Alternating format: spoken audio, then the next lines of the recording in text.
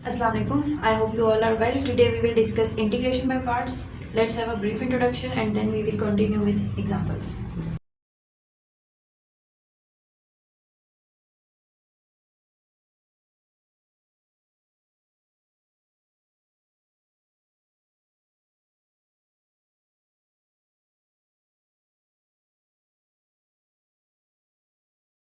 सबसे पहले integration by parts का हम यूज़ कब करते हैं? Integration by parts is used to integrate the product of two functions.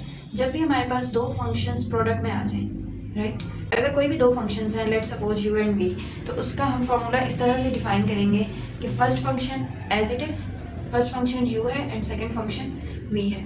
Okay, first function as it is integral of second minus double integral of second function into derivative of first function. ये basically formula है जो कि हम अपने questions को आगे solve करने में यूज़ करेंगे. अब बात आती है कि हमने फर्स्ट फंक्शन को डेरिवेटिव के लिए चूज़ करना होता है और सेकंड फंक्शन को इंटीग्रल के लिए. तो अब हमारे पास दो फंक्शंस आ जाएं तो हम कैसे डिसाइड करेंगे किस फंक्शन को डेरिवेटिव के लिए चूज़ करें, किस फंक्शन को इंटीग्रल के लिए. तो उसके लिए हमारे पास एक फार्मूला होता है आईलेट. ओके, यहाँ पे आई हमें इनवर्स ट्रिग्नोमेट्रिक फंक्शंस को शो कर रहे हैं.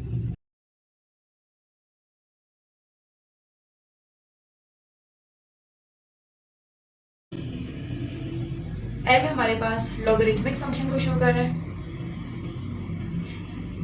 ए हमारे पास अलजेब्रिक फंक्शंस को शो कर रहा है.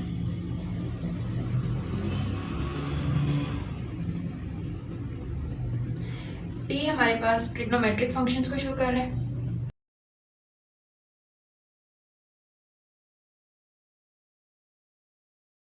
जबकि ई हमारे पास एक्सपोनेंशियल फंक्शंस को शो कर रहा है. ओके, सो जब भी हमारे पास दो फंक्शंस का प्रोडक्ट फाइंड करने के लिए आ जाए तो हमें आईलेट से चेक करना है. ठीक है, अगर function let's suppose logarithmic and trigonometric है तो हमने देखना है आईलेट के अंदर पहले कौन सा आ रहा है. पहले एल आ रहा है, उसके बाद टी आ रहा है, तो हम एल को फर्स्ट फंक्शन लेंगे और टी को सेकेंड फंक्शन लेंगे. इसी तरह हमारे पास लेट्स सपोज इनवर्स ट्रिग्नोमेट्रिक और एक्सपोनेंशियल आ जाता है. तो हमने आईलेट में देखना है कि पहले जो फंक्शन आ रहा है उसको हम डेरिवेटिव के लिए चूज़ करेंगे, यानी वो हमारा फर्स्ट फंक्शन होगा, और सेकंड फंक्शन को हम इंटीग्रल के लिए चूज़ करेंगे और वो हमारा सेकंड फंक्शन होगा. अब हम इस पर बेस्ड कुछ एग्जांपल्स करते हैं. नेक्स्ट एग्जांपल देखें. इस फार्मूले की हेल्प से हम इस क्वेश्चन को सॉल्व करेंगे. देखिए हमारे पास दो फंक्शंस आ चुके हैं, one is algebraic and second function is trigonometric. अभी हमें आईलेट के अंदर देखना है कि पहले कौन सा फंक्शन रखेंगे, यानी किस फंक्शन को हम डेरिवेटिव के लिए चूज़ करेंगे और किस फंक्शन को इंटीग्रल के लिए. देखिए फर्स्ट फंक्शन हमारे पास अलजेब्रिक फंक्शन है, सेकंड फंक्शन ट्रिग्नोमेट्रिक फंक्शन है. आईलेट में देखें पहले हमारे पास ए आ रहा है और सेकंड नंबर पे टी आ रहा है. ठीक है, यानी कि ये एक्स हमारा फर्स्ट फंक्शन होगा और साइन एक्स सेकंड फंक्शन होगा. अब हम इस फार्मूले की हेल्प से इसको फर्स्ट फंक्शन रखेंगे, इसको सेकंड, और इसको सॉल्व करते हैं. तो देखिए ये हमारे पास हो जाएगा X sine X D X is equals to first function as it is. U first function था, first function as it is. यहाँ पे हम एक्स को एज इट इज रख देंगे into integral of second minus double integral of second is sine x into derivative of first. Okay, sine x का integral हमारे पास minus cos x होता है, minus cos of x minus एक integral को हम as it is रखेंगे बाहर वाला, पहले हम अंदर वाले इंटेग्रल को सिंप्लीफाई करते हैं. इंटेग्रल आ जाएगा माइनस कॉज एक्स. एक्स का डेरिवेटिव एक्स के लिहाज से 1 होता है और साथ D X as it is आ जाएगा इस इंटेग्रल में. ये हमारे पास सिंप्लीफाई होके हो जाएगा minus x cos x minus, अब देखिए ये माइनस और माइनस प्लस हो जाएंगे, integral of cos x D x. ठीक है, नेक्स्ट स्टेप में ये हमारे पास एज इट इज चलेगा एक्स कॉज ऑफ एक्स. देखिए कॉज का इंटेग्रल हमारे पास क्या होता है, साइन एक्स.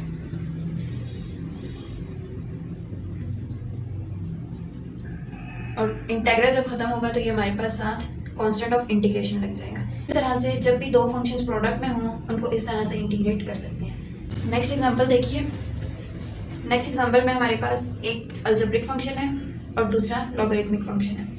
आइलेट के अंदर हमारे पास एल पहले आता है इसलिए ये फर्स्ट फंक्शन होगा और ए बाद में आ रहा है इसलिए एक्स स्क्वायर सेकेंड फंक्शन होगा। ठीक है, हम इसको इस तरह से भी लिख सकते हैं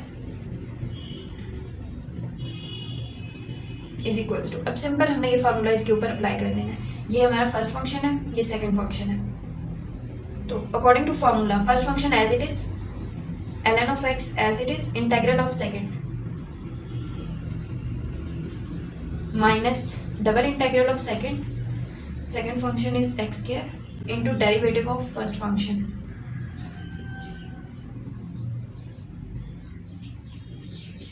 ओके, देखिए ln of x as it is आ जाएगा हमारे पास। जब भी फंक्शन के साथ उसका डेरिवेटिव प्रेजेंट हो, देखिए विदाउट पावर हमने फंक्शन का डेरिवेटिव देखना है। एक्स स्क्वायर फंक्शन है, हमने इसका विदाउट पावर डेरिवेटिव देखा जो कि एक्स के रिस्पेक्ट से एक्स का डेरिवेटिव 1 होता है। 1 साथ प्रेजेंट है प्रोडक्ट में 1 तो होता ही है ना। तो जब भी फंक्शन के साथ विदाउट पावर फंक्शन के साथ उसका डेरिवेटिव प्रेजेंट हो तो हम उसकी पावर में एक ऐड कर देते हैं और उसी से डिवाइड कर देते हैं। ये आपने रूल्स ऑफ इंटीग्रेशन में पढ़ा होगा।